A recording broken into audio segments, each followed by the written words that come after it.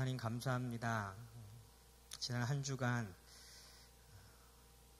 추위 속에서도 우리를 지켜 보호하여 주시고 이렇게 공동체로서 함께 모여 하나님 앞에 예배를 드릴 수 있는 은혜를 주셔서 감사합니다.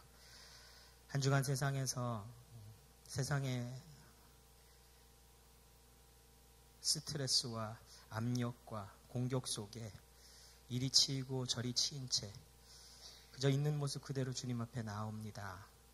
예수의 보혈로 우리를 덮으시고 이 시간 하나님의 말씀으로 지친 우리의 몸과 마음, 우리의 영혼을 회복시켜 주시고 소생시켜 주시옵소서. 주님, 우리 각자의 삶 속에 고난과 시련이 찾아옵니다. 믿음의 눈을 들어서 하나님의 섭리를 바라보며 하나님이 보여주시는 나아갈 길을 따라 주님의 말씀대로 순종하며 승리하는 그런 삶을 살길 원하오니 이 시간에 선포되는 말씀을 통해 우리에게 힘을 주시고 소망을 주시고 주님을 바라볼 수 있는 믿음을 허락하여 주시옵소서. 예수님의 이름으로 기도합니다. 아멘.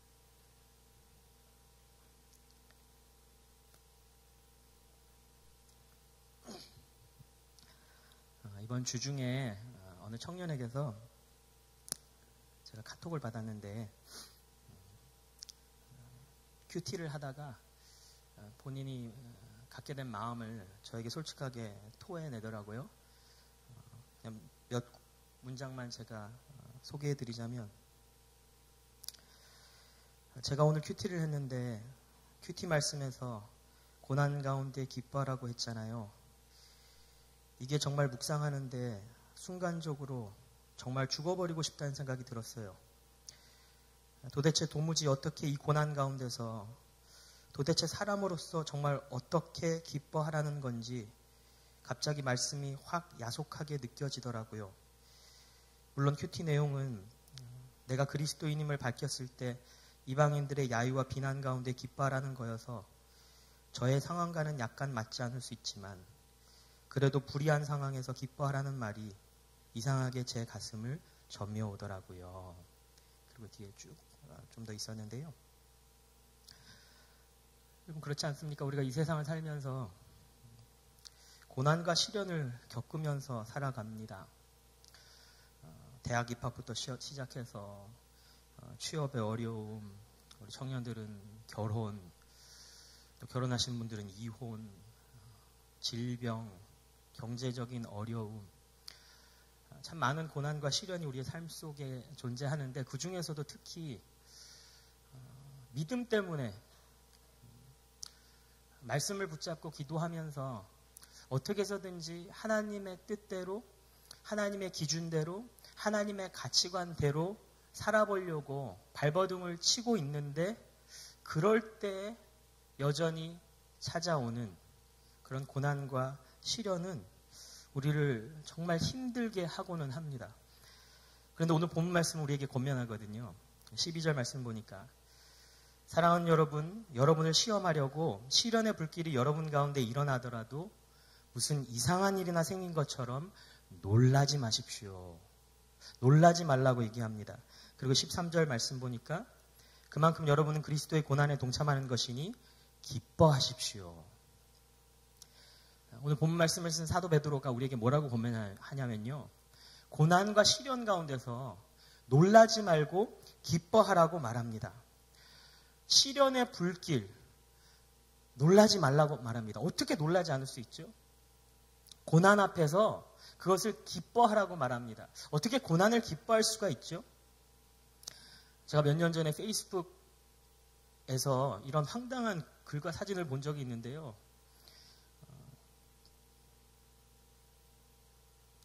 월남국수 사진이 하나 올라와 있더라고요. 그래서 이 올리신 분이 월남국수 사진을 올리고 밑에다가 뭐라고 썼냐면 Thank God for hangover food. 무슨 뜻이냐면 하나님께 정말 감사드린다. 이렇게 좋은 숙취 음식이 있어서. 그러니까 지난밤에 굉장히 과음을 하셨나 봐요. 그런데 아침에 이 월남국수 뜨뜻한 국물을 먹으면서 해장이 되는 걸 느끼면서 하나님께 정말 감사드린다. 이거 없었으면 어떻게 했지? 그렇게 얘기하는데 제가 그걸 보면서 How can God and hangover go together? in the same sentence. 어떻게 하나님과 숙취가 한 문장에 공존할 수가 있지? 그런 생각을 해봤거든요. 마찬가지로 어떻게 고난과 기쁨이 함께 갈 수 있을까요? 한센병 치료의 선구자이고 또 고통에 대한 새로운 통찰을 낳았던 펄 윌슨 브랜드라고 하는 박사님이 이렇게 고백했습니다. 고통과 기쁨은 서로 상반된 것이 아니라 샴 쌍둥이처럼 기묘하고 밀접하게 맞물려 있음을 깨닫게 되었습니다. 실제로 내 삶에 가장 행복했던 기억들 대부분은 적지 않은 아픔과 씨름을 수반하고 있습니다. 사도 베드로는 시련과 고난 중에 기뻐하라고 우리에게 말합니다. 그런데 그것은 시련과 고난에도 불구하고 기뻐하라는 것이 아니고요. 시련과 고난으로 인하여 기뻐하라고 말합니다. 이게 이해가 되십니까? 이게 납득이 되십니까? 우리가 시련과 고난으로 인하여 기뻐할 수 있는 이유, 사도 베드로가 제시하는 그 성경적인 근거들을 통해서 우리가 시련 중에도 놀라지 아니하고 고난으로 인해서 기뻐할 수 있는 그런 복된 인생들이 되시기를 주님의 이름으로 축복합니다. 그래서 우리가 시련과 고난으로 인하여 기뻐할 수 있는 그 근거들을 오늘 본 말씀을 통해 세 가지로 정리해드리길 원하는데 알파벳 P로 정리해드리겠습니다. 첫 번째 P는 한번 따라해 주십시오. Providence. 네, 좀 더 자신 있게 얘기해 주세요. 계획된 섭리.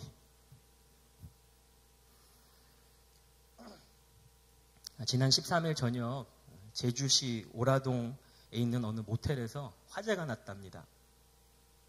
알고 봤더니 장기 투숙객으로 있던 어느 손님이 자기의 삶을 비관하면서 그냥 술 취해가지고 확 불을 질러버린 거예요. 다행히 인명피해는 없었지만 3층 전체가 다 그냥 타버리고 피해액만 1,200만 원이 넘어갔다고 뉴스에 나오더라고요. 투숙객들은 그냥 깜짝 놀라서 다 대피하고 난리가 났습니다. 우리가 그 투숙객들이었다면 얼마나 놀랐겠어요. 그냥 쉬고 있는데 자고 있는데 갑자기 연기 냄새가 나고 시끄럽고 사람들 뛰어다니고 나와보니까 막 불길이 올라와 있고 날은 추운데 그냥 있는 모습 그대로 신발도 못 신고 튀어나왔어야 될 수도 있고 어마어마하게 놀랐겠죠. 그런데 모텔에 불이 나고 모든 투숙객들이 다 놀라고 있을 때 그 불길을 보면서 전혀 놀라지 않은 한 사람이 딱 있었는데 그것은 바로 그 방화를 계획했던 그 조 모 씨라는 사람이었습니다. 우리가 어떻게 시련의 불길에 놀라지 않을 수 있습니까? 그것이 계획된 시련임을 우리가 알고 있을 때 우리는 놀라지 않을 수 있습니다. 12절 말씀 다시 보면 사랑하는 성도 여러분, 여러분을 시험하려고 시련의 불길이 여러분 가운데 일어나더라도 무슨 이상한 일이나 생긴 것처럼 놀라지 마십시오. 왜 놀라지 말아야 합니까? 우리의 시련은 하나님의 섭리 안에서 일어나기 때문입니다. 19절 말씀. 그러므로 하나님의 뜻을 따라 고난을 받는 사람은 선한 일을 하면서 자기의 영혼을 신실하신 조물주께 맡기십시오. 하나님의 뜻을 따라서 받는 고난이라고 말합니다. 모든 고난은 하나님의 뜻과 섭리 안에 복속되어 있습니다. 비록 어떤 고난은 그 직접적인 원인이 사단이라 할지라도 그런 경우에도 마찬가지입니다.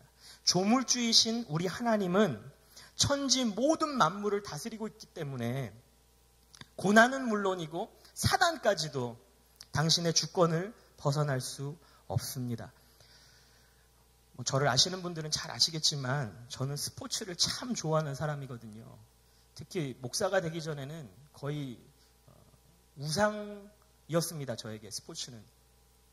저는 고등학교 때부터 미국 프로농구팀 LA 레이커스를 참 좋아했고요. 그 레이커스의 간판 스타였던 코비 브라이언트와 함께 자랐습니다. 우리가 같이 형제처럼 같이 자란 건 아니고 그냥 같이 나이 들어갔다고요. 근데 저는 코비 브라이언트를 보면서 커나갔습니다. 그 시절을. NBA 농구를 즐겨보시는 분들은 잘 아시겠지만 1999년부터 2009년까지 이 10년 동안 LA 레이커스라고 하는 저 팀이, 그리고 저 코비 브라이언트가 10년 동안 5번 우승했거든요. 굉장한 기록이지요. 제가 좋아하는 팀이 자꾸 우승해서 좋은데 안타까운 게 뭐냐면 이 중요한 경기들, 특히 결승전 같은 경기들은 이제 상업적인 이윤을 많이 남겨야 되는 미국에서 전략적으로 경기를 이제 일요일 오후에 혹은 저녁에 혹은 낮에 스케줄을 잡는단 말입니다. 그럼 보통 일요일은 교회 가서 하루 종일 예배드리고 교제하고 봉사하는 날인데 이 재밌고 귀한 경기들을 생방으로 못 본다는 겁니다. 그래서 너무 아쉬워가지고 생각해낸 게 이거를 녹화해 놓자. 그래서 교회 모든 일정이 끝나자마자 불이 났기 집에 가서 보자. 근데 그게 안 먹히더라고요. 그게 안 돼요. 왜냐하면 예배 열심히 드리고 있으면 꼭 예배 안 드리고 이거 보고 온 애들이 점수를 퍼뜨리고 다녀요. Lakers won! 우리 이겼어! 이러면서 You know how many points Kobe scored? 이러면서 그 귀를 막을 수도 없고 다음 주부터 그런 소리 하면 너 마저 이럴 수도 없고. 근데 뭐 정성 들여서 녹화해 놓은 건데 진 게임은 볼 필요 없고 이긴 게임은 집에 가서 다시 보기 시작했거든요. 그런데 참 흥미로운 게 뭐냐면요. 이게 이미 결과를 알고 보는데도 이 시합 보는 재미가 솔솔하더라고요. 특히 경기가 다 끝나가는데도 여전히 레이커스가 지고 있다.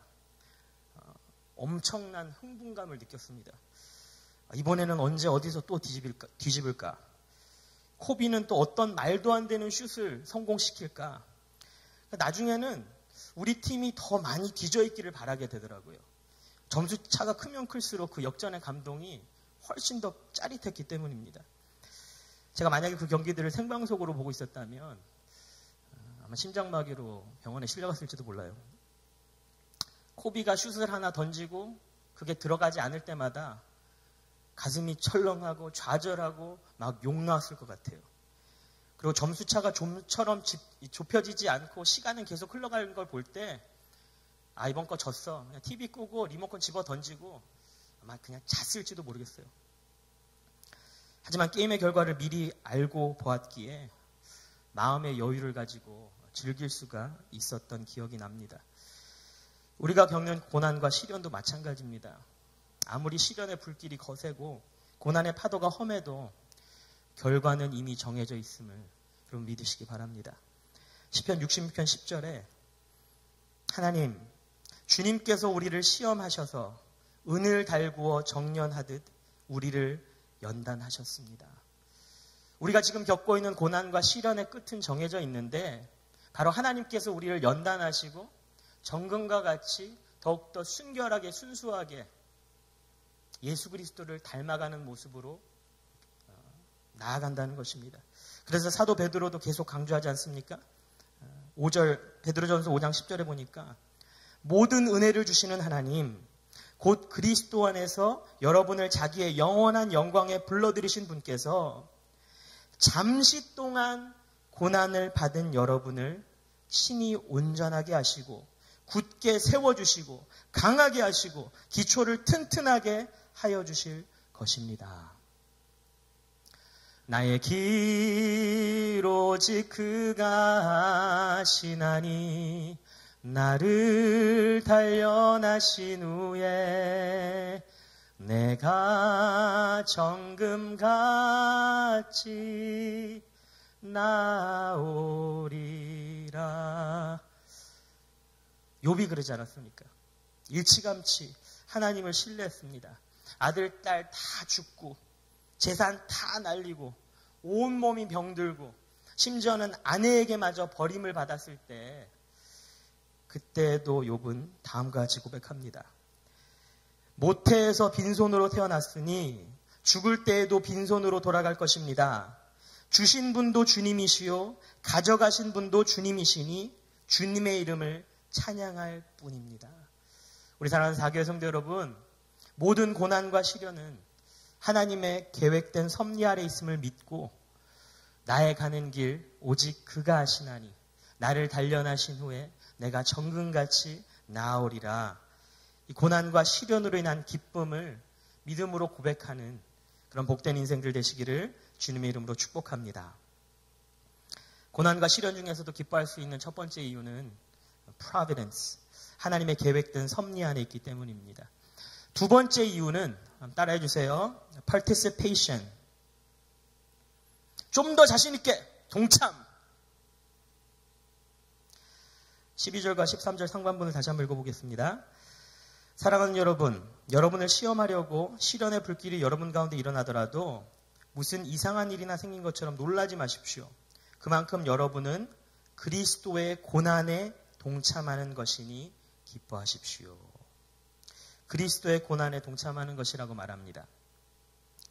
아까 설교서도에 잠깐 언급했던 펄 윌슨 브랜드 박사는 1914년 영국에서 선교하는 영국 출신의 인도 선교사 부부에게서 태어났습니다. 그 가정에서 태어났습니다. 유년 시절을 인도의 산악지방에서 지내다가 영국으로 돌아가서 의과대학을 졸업하고 정형외과 의사가 됐습니다. 그리고 나서 다시 인도로 1946년에 돌아왔는데 그때 돌아왔을 때 나병이라고도 하고 문둥병이라도 하고 한센병, 이 한센병 요양원을 방문했다가 평생의 소명을 발견하고 이 한센병 환자들의 손과 발을 이 외과적인 수술로 교정하는 일에 남은 생애를 전력 투구했습니다. 이 브랜드 박사의 수많은 일화 중에 한 가지를 소개해 드리려고 합니다.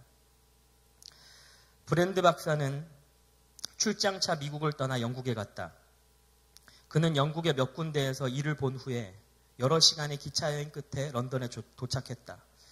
그날 밤 그는 호텔에서 잠자리에 들려고 신발을 벗고 양말 한 짝을 벗었는데 발 뒤꿈치에 아무런 감각이 없었다.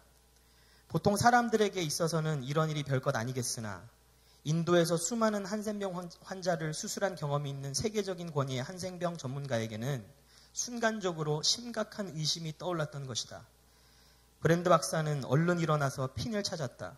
그리고 핀으로 발의 복숭아뼈 밑부분을 찔렀다. 그런데 감각이 없었다. 그는 핀을 더 깊이 찔렀다. 찔린 부분에서는 피가 솟아났지만 그래도 감각이 없었다.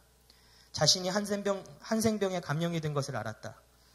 그 밤이 새도록 브랜드 박사는 잠을 이루지 못하고 한센병 환자로 살아가야 할 자기의 두려운 인생을 머리에 그려보지 않을 수 없었다. 그는 버림받은 자기의 모습을 상상해 보았다. 의료진으로부터 배관시되는 입장도 생각해 보았다. 이제 가족으로부터 떨어져 어떻게 살 수 있을까 생각해 보니 그의 눈에서는 눈물이 쏟아졌다. 그렇게 고통의 밤이 지나고 동이 트기 시작했다. 그는 떠오르는 태양과 같은 희망이 이제 자기 인생에는 없을 거라는 생각을 하면서 핀으로 어제 찔렀던 복숭아뼈 밑을 꼭 눌러서 쑤셨다. 순간 그는 기절할 듯이 아파서 고함을 쳤다. 그 아픔, 그 고통은 그에게 정말로 축복이었다. 그제서야 그가 깨달은 것은 어제 장시간의 기차행으로 앉아있는 동안에 신경의 한 부분이 눌려서 발이 마비 상태가 되었다는 사실이었다. 그 후로 브랜드 박사는 실수로 손가락을 칼에 베었을 때에도 그 고통에 감사를 했다고 한다. 발을 잘못 디뎌서 발목이 아파 펄쩍펄쩍 뛰면서도 그 아픔에 대하여 진심으로 감사를 했다고 한다. 심지어는 버섯을 잘못 먹고 온몸을 뒤틀면서 토하는 심한 고통을 당할 때에도 그는 하나님, 나의 고통에 대하여 감사합니다 라고 했다고 한다. 우리 사랑하는 성도 여러분, 예수 그리스도가 고난을 받으시고 십자가에 죽으신 이유는 우리의 죄를 대신 짊어지기 위함이었습니다. 로마서 6장 23절의 말씀처럼 죄의 삭은 죽음이요 하나님의 선물은 우리 주 예수 그리스도 안에서 누리는 영원한 생명입니다. 죄의 삭인 죽음에서 우리를 구하시고 당신 안에서 누리는 영원한 생명을 주시려고 예수 그리스도가 십자가에서 고난을 당하셨습니다. 그렇기 때문에 우리가 예수 그리스도의 고난에 동참한다는 것은 다시 말하면 예수 그리스도의 생명을 누린다는 뜻이 되기도 합니다. 브랜드 박사는 손가락을 베이거나 발을 잘못 디디거나 음식을 잘못 먹거나 뜨거운 곳에 대여서 통증을 느끼면 그것이 자신을 보호하기 위해서 몸이 격렬한 반응을 보이는 것이라는 것을 자각하면서 하나님께 감사의 기도를 드렸습니다. 우리는 어떻습니까? 지금 어떤 고난으로 아파하고 있습니까? 어떤 고난으로 어려움을 겪고 있습니까? 고통을 느낀다는 것은 건강하다는 증거입니다. 고난을 당한다는 것은 살아있다는 증거입니다. 베드로전서 5장 7절 말씀에 여러분의 걱정을 모두 하나님께 맡기십시오. 하나님께서는 여러분을 돌보고 계십니다. 고통도 고난도 하나님의 선물입니다. 고통받고 있는 나, 고난을 당하고 있는 나를 여전히 하나님께서 돌보고 계심을 확신할 수 있는, 확인할 수 있는 그런 축복의 통로가 됩니다. 그리스도의 고난에 동참하고 그리스도의 생명을 누림으로 고통 중에서도 감사하는 그런 복된 인생이 되시기를 주님의 이름으로 축복합니다. 마지막으로 우리가 고통과 고난 또 시련 중에서도 그것으로 인하여 감사할 수 있는 이유는 마지막으로 한번 따라해 주실래요? proof. 한국말로는 기회. 어떻게 proof가 기회지? 입을 딱 닫으셨어요. proof 혹은 prospect. 16절 말씀 보면 그러나 그리스도인으로서 고난을 당하면 부끄러워하지 말고 도리어 그 이름으로 하나님께 영광을 돌리십시오. 베드로가 우리에게 얘기합니다. 우리가 고난을 당할 때 그 고난은 내가 하나님께 영광을 돌릴 수 있는 둘도 없는 절호의 기회가 됩니다. 하나님께 영광을 돌린다는 것은 내 삶의 태도, 내 삶의 행동을 통해서 하나님이 나에게 얼마나 영광스러운 존재인지, 다시 말해서 하나님이 나에게 얼마나 소중하고 얼마나 가치 있고 얼마나 의미 있고 얼마나 중요하고 얼마나 만족을 주시는 분이신지를 내가 증거하고 증명하는 것입니다. 그것이 하나님께 영광을 돌리는 것입니다. 사도행전 16장에 보면 우리가 너무나 잘 아는 사도 바울과 실라의 이야기가 나오지 않습니까? 빌립보로 전도여행을 떠났다가 거기서 귀신 들려서 점쟁이 짓 하고 있는 어느 여종을 불쌍히 여겨서 사도 바울이 예수의 이름으로 고쳐줬습니다. 귀신이 나가게 해줬습니다. 그랬더니 이 여종이 귀신이 나가니까 더 이상 점을 칠 수 없거든요. 그러니까 그 여종의 주인이었던 이 못된 사람들이 자기 비즈니스가 이제 망했다고, 더 이상 점집을 운영 못한다고 사도 바울과 실라를 고소합니다. 그래서 감옥으로 끌고 가고 엄청나게 맞고 빌립보 감옥에 갇히죠. 거기 감옥에 갇혀 있을 때 바울과 실라는 그 고난과 시련 속에서도 밤새도록 하나님을 찬양하고 하나님께 기도를 드렸거든요. 그 모습을 봤던 빌립보 감옥의 간수가 분명히 그렇게 생각했죠. 저 미친놈들. 지금 저 상황에서 찬양이 나오나? 시끄러운 놈들. 저 미친놈들. 그런데 그날 밤 그 미친놈들에게 더 미칠 일이 벌어지지 않습니까? 사도행전 16장 26절에 보면 그때 갑자기 큰 지진이 일어나서 감옥의 터전이 흔들렸다. 그리고 곧 문이 모두 열리고 모든 죄수의 수갑이며 착고가 풀렸다. 갑자기 큰 지진이 일어나서 감옥문이 다 열리고 이 사슬, 죄인들의 손발에 묶여있던 이 수갑들이 다 풀린 거예요. 아니, 자기가 책임지고 있는, 지키고 있는 감옥 안에서 이런 일이 벌어져? 감옥문이 다 열려? 죄수들의 이 수갑이 다 풀어져? 아이고, 이거 간수의 입장에서는 잘릴 일이죠. 단순히 밥통 끊어지는 걸로 끝나지 않고 목숨이 간당간당한 그런 큰 고난과 시련으로 다가온 겁니다. 그 시련과 그 고난 속에서 이제 다 끝났다. 간수는 그렇게 생각하고 그 자리에서 자결하려고, 목숨을 끊으려고 딱 하는 찰나에 사도행전 16장 27절 간수가 잠에서 깨어서 옥문들이 열린 것을 보고는 죄수들이 달아난 줄로 알고 검을 빼어서 자결하려고 하였다. 다 도망갔겠지. 난 이제 죽었어. 바로 그 순간에 사도 바울이 나타나면서 소리치고 말리지 않습니까? 당신 몸을 해하지 말라고. 우리 어디 안 갔다고. 여기 다 있다고. 그럼 생각을 해봐요. 어느 게 더 큰 기적이에요? 갑자기 지진이 일어나서 옥문이 다 열리고 수갑이 다 풀리는 게 더 큰 기적입니까? 아니면 옥문이 열리고 수갑이 다 풀렸는데도 이 죄수들이 하나도 도망가지 않고 그 자리에 가만히 있었다는 게 더 큰 기적입니까? 암튼 29절과 30절에 보면 간수는 등불을 달라고 해서 들고 뛰어들어가 무서워 떨면서 바울과 실라 앞에 엎드렸다. 내가 어떻게 해야 구원을 얻을 수 있습니까? 그러자 바울의 대답이 그 유명한 31절. 주 예수를 믿으시오. 그리하면 그대와 그대의 집안이 구원을 얻을 것입니다. 간수는 그 자리에서 예수님을 영접합니다. 그리고 그날 밤에 당장 이 바울과 실라를 자기 집으로 데려가서 가족들 다 예수님 영접시키지요. 여기서 근데 제가 묻고 싶습니다. 정말 그 간수는 그날 밤에 어느 순간 무엇 때문에 주님 앞에 엎드렸을까? 어느 타이밍에서 무엇을 보고 그 마음이 열렸을까? 우리는 당연히 지진이라고 생각하죠. 이 지진이라고 하는 초자연적인 고난과 시련과 두려움 앞에서 간수는 무너질 수밖에 없었고 깨질 수밖에 없었다고 우리는 당연히 믿지요. 그런데 궁금합니다. 그 빌립보 감옥을 강타했던 그 지진은 그날 밤 간수만 느꼈을까요? 간수에게만 엄청난 고난과 시련과 두려움으로 다가왔을까요? 바울과 실라에게 그 지진은 너무나 평안한 것, 아무것도 느끼지 못하는 그냥 편안한 밤으로 다가왔을까요? 우리 지난달에 포항 지역을 강타했던 그 지진, 그 영상들을 보지 않았습니까? 벽이 무너지고 막 기둥이 내려앉고 막 건물 안에서 사람들이 그냥 막 뛰어나오지 않았습니까? 빌립보 감옥에 강타했던 지진도 마찬가지였을 거라고요. 지진이 일어나서 문이 열리고 수갑과 차고가 풀리는 순간에 바울과 실라도 분명히 뛰쳐나오고 싶었을 겁니다. 분명히 두려움을 느꼈을 거예요.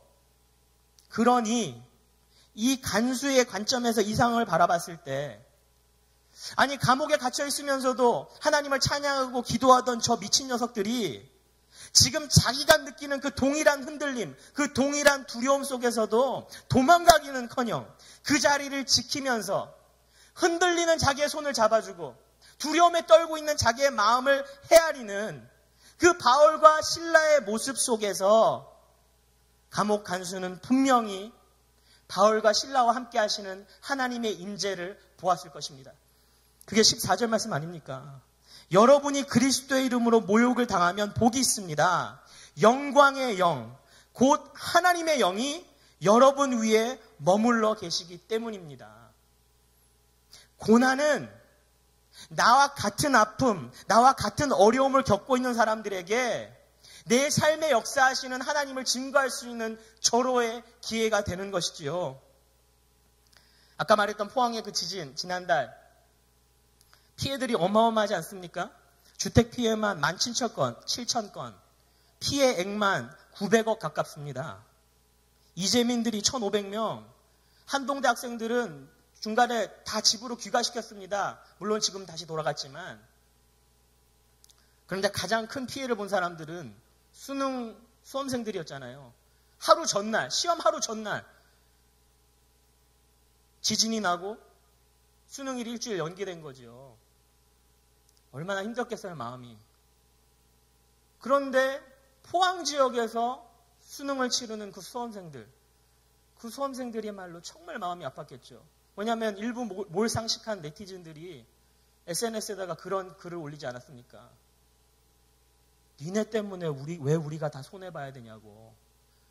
니네 편히 봐주려고 왜 우리까지 일주일이나 기다렸다가 수능을 봐야 되냐고. 마치 그 지진이 그 사람들의 책임인 것처럼. 그런데 지난달 22일 포항시청 페이스북에 아주 귀한 사진들이 올라왔는데 한동대 학생들이 직접 손편지를 써가지고 이 포항의 수험생들에게 전달해 준 것 아닙니까? 내용이 다 그런 내용이에요. 너희 잘못 아니야. 하나님이 너희와 함께 하시길 기도할게. 힘내. 지금 누가 누구를 위로해 주고 있는 겁니까? 한동대학생들도 똑같은 피해자거든요. 이 친구들은 지금 학사 일정 자체가 지금 망가졌습니다. 이번 학기 날아가게 생겼어요. 들어가서 잘 수 있는 기숙사도 없고요. 서울로 지방으로 다 돌아가야 돼요. 해외에서 유학하는 특히 선교사님의 자녀들은 갈 곳도 없어가지고 자기들도 지금 목구멍이 포도청인데 그 똑같은 고난, 똑같은 시련을 당하면서 오히려 포항의 수능생들을 품어주고 아껴주고 기도해줄 수 있는 오늘 사랑마루 후원주일인데요. 사랑마루도 마찬가지 아닙니까? 저희 청년들도 작년까지는 여름방학과 겨울방학을 이용해서 우리 대학생들이 1년에 두세 번은 꼭 봉사를 나갔습니다. 아침 6시까지 가서 배식 도와드리고 설거지 돕고 뒷정리하고 이제 돌아오는 건데 그나마 방학이니까 그렇게 모집을 하고 신청 자원을 해서 이렇게 귀하게 섬겼는데 학기 중에는 엄두도 못 냈습니다. 또 우리 직장인 우리 이슬 청년들 너무 힘들죠. 좀 출근하기 바쁜데 어떻게 섬기러 갈 수 있겠습니까? 사실 쉽지 않습니다. 그런데 우리가 사랑마루에 가보면 알지만 그 매일 아침 6시에 배식을 하고 설거지를 하고 뒷정리를 하는 그 자원자들의 모습을 보면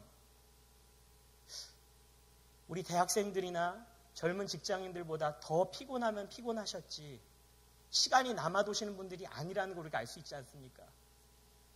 이 후다닥 도와드리고 집에 부지런히 와서 등교하는 아이들 밥 챙겨 먹여야 되는 이 어머님들이 이 아침에 사자머리 어떻게 해서든지 이렇게 잘 꾸기셔가지고 생얼로 오셔서 그 부지런히 일하시고 이 봉사 끝난 다음에 바로 출근해야 되는 우리 삼촌뻘 아버지뻘 되는 직장인들이 하얀 셔츠 그대로 입고 넥타이 매고 앞치마 한 다음에 그 열심히 2-3시간 섬기시고 아침밥 겨우 거기서 얻어 드시고 출근하러 가시는 것 아닙니까? 나도 힘들고 나도 피곤하지만 그 어려움 속에서 나만큼 혹은 나보다 더 힘든 그 영혼들을 섬겨주는 것입니다. 그 봉사에, 그 간증에 진정한 파워가 있는 것 아니겠습니까? 오늘 행정적인 어떤 그 의사소통에 문제가 있어서 우리가 오늘 그 샘마루교회 그 성도님의 우리가 은혜 나눔을 듣지 못했지만 저는 그 은혜 나눔도 마찬가지라고 예상합니다. 우리 사랑하는 사교회 성도 여러분, 고난과 시련이 내 삶을 불시에 찾아올 때에 그것이 철저하게 하나님의 계획된 섭리 안에 있음을 믿고 나를 정금같이 연단하시는 예수 그리스도의 생명을 누리면서 내 안에 내주하시는 그리스도의 영을 증거하는 좋은 기회로 그렇게 삼는 우리 사교회 성도님들 되시기를 주님의 이름으로 축복합니다.